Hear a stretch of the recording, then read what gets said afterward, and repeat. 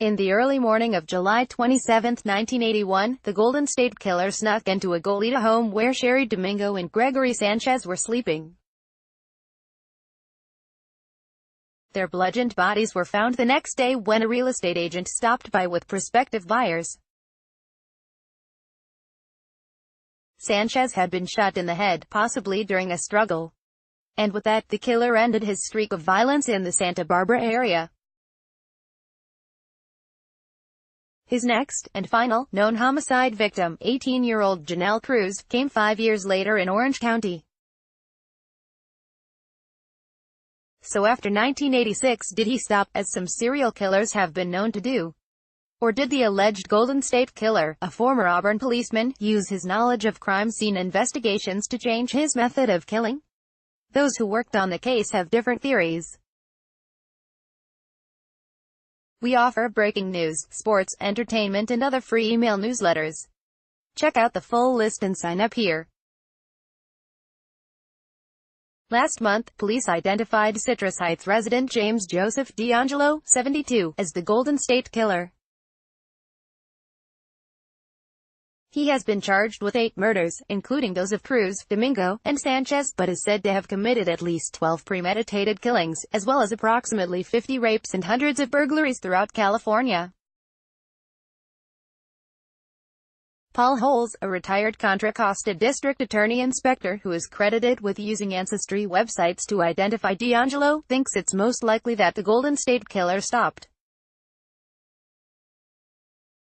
He believes that the attack on Sanchez, 27, and Domingo, 35, helps explain why. Paul Holes, retired Contra Costa investigator who spent 24 years investigating the Golden State Killer, is photographed outside the Sacramento District Attorney's office in Sacramento, California, on Wednesday, April 25, 2018. District attorneys from county across the Bay Area joined the FBI and crime investigators in a press conference announcing the arrest of Joseph James DeAngelo, 72. Laura A. Oda, Bay Area News Group. Laura Oda, Bay Area News Group. Before he killed Sanchez, he's in a physical fight with him, Holes said. I think he left that crime scene scared and thinking he could have been killed or captured. Including Sanchez and Domingo's deaths, the Golden State Killer was linked to 3 home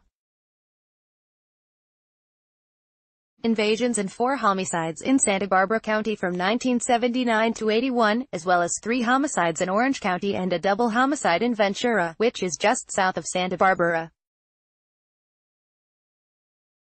After Sanchez and Domingo were killed, his next known attack wouldn't be until May 4, 1986, in Irvine, when he broke into Cruz's home, raped her, and bludgeoned her to death. Cruz was home alone, her family was on vacation and she'd stayed behind to earn extra money at her job at a pizza parlor. Her boyfriend left the home earlier in the evening, shortly after they'd heard a thumping sound outside. I think it's telling there wasn't a male present with Cruz, Holes said. I think that underscores that Gregory Sanchez scares him. When he ran into Cruz, a beautiful young woman, his impulses took over and he couldn't help himself. By then, he was 41, Holes said.